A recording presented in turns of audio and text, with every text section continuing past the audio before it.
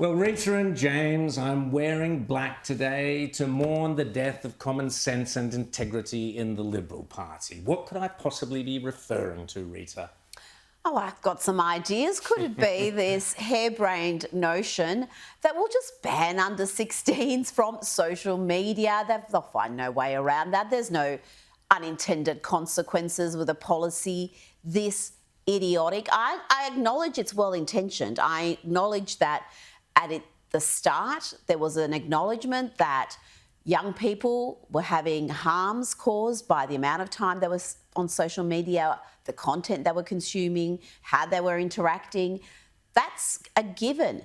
But that's like saying, oh, we're a little bit fat as a population. Let's just slap a 50% fat tax on everything. No junk food for That's anyone. not how you deal with this. And the unintended consequences here are grim, they're far-reaching, and they're going to impact everybody. It's not going to be impacting just the under 16s.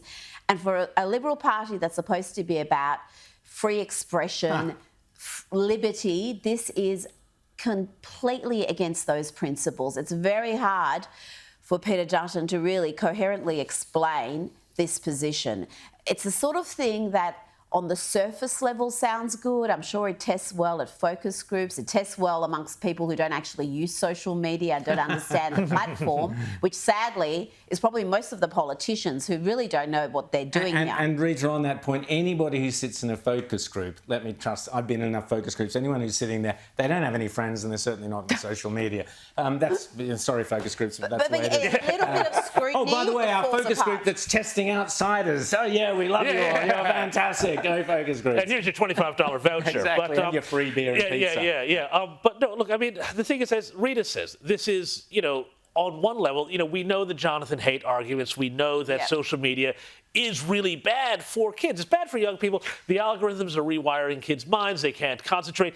This is all the stuff that is absolutely true. The problem is the way that they've gone about this. I mean, as a matter of just simple democratic process, too, just smashing this through with barely any inquiry on this. And we're going to have Matt Canavan on talking a bit more about this later. But there was no consideration actually how this is going to work.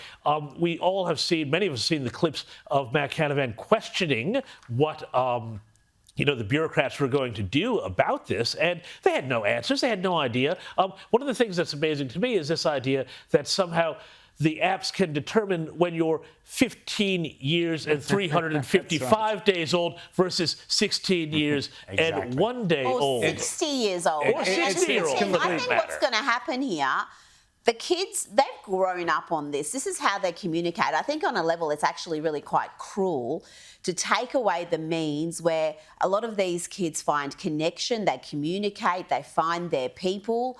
And even, I don't want to be giving credit here to Julian Mangrant, the E-Safety Commissioner, but it's something even she's acknowledged. And this legislation will empower her office like never before. So that's just another reason why to be cautious about it. But this is a way where people, particularly vulnerable kids, find others who look at life the same way, and they may not have them in their friendship group. They might not find those people at school. They find their tribe, but they might find someone Absolutely. like. Well, that's the whole point. It's the modern means. It's the modern marketplace. It's completely insane. But let's just go through it. It is bad politics first and foremost for the Liberal Party and the Labor Party. For the Liberal Party to be this close to an election and not opposing every single thing Labor do, because that's what you should be doing, Liberal Party. That's how you win elections. You don't sit there going, oh, we quite agree with them on this. Oh, yeah, they've got a point on that. That's how you lose elections. So first thing, bad political decision in every shape and way. You should have let Anthony Albanese swing in the breeze on this one, because Albanese does not have a clue about this policy. He doesn't understand it. He's got no idea how it works. So bad policy, bad politics and bad policy, because it's unenforceable. You never make a law if you can't enforce it, because it will backfire. Have a listen to Albanese attempting and failing as usual, which is what he's best at, to explain how this idiotic idea is going to work. Should Australians be prepared for having their faces scanned to use social media? Should they be prepared to upload their documents to some sort of government database that social media companies can then tap into for age verification? I mean, what are the options here? As you say, the age assurance trial hasn't been finalised yet. Well, this is exactly what the age assurance trial is informing.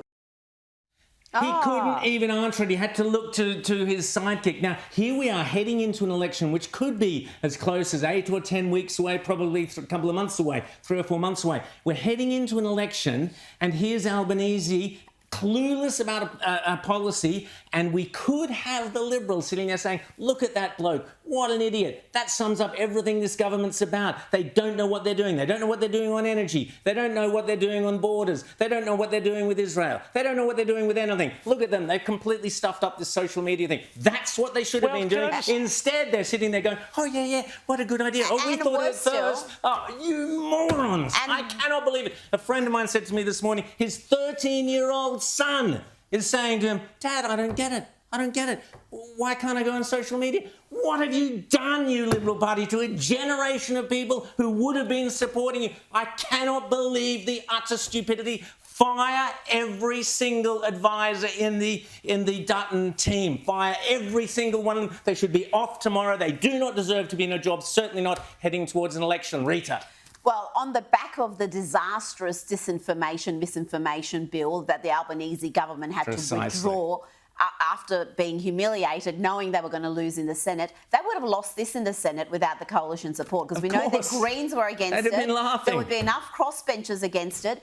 And yet the coalition has said, no, let us help you pass these awful laws, give you a big win on the board. Politically, it is idiotic. But we talked about the under-16s will probably find a way around it, because this is what they do. They understand. Smart ones will, and they'll teach the stupid ones. Over 60s who don't know about VPNs, who don't know how to get around this, and who don't want to submit to online identity. They don't want to submit to any sort of identification to just access X or Instagram. So they'll be the ones who miss out. And what about the inconsistencies, James? The kids can still go on Pornhub, so they can access hardcore porn, James? but they can't be on X or Instagram. Well, yeah, I mean, to look at funny cat videos? That to me, I think, is just the absolutely most disgraceful thing. I mean, you know, this government here talks about, you know, things like the treatment of women, misogyny, and all sorts of things like that. And yet, you know, on your phone, these kids can get pumped into them just the worst, sort of most misogynistic pornography, you know, you can imagine. And somehow that's okay. But the other thing, too, politically, there's another point to this here. You know, this is what Albanese does when he doesn't have something to do about cost of living. So let's remember, cost of living is the number one issue. We saw this in the United States at the last election there. We're going to see that in this election everywhere around the world. It's cost of living, cost of living, cost of living. This whole idea that, you know, we've got your back. That's clearly the new Albanese government slogan.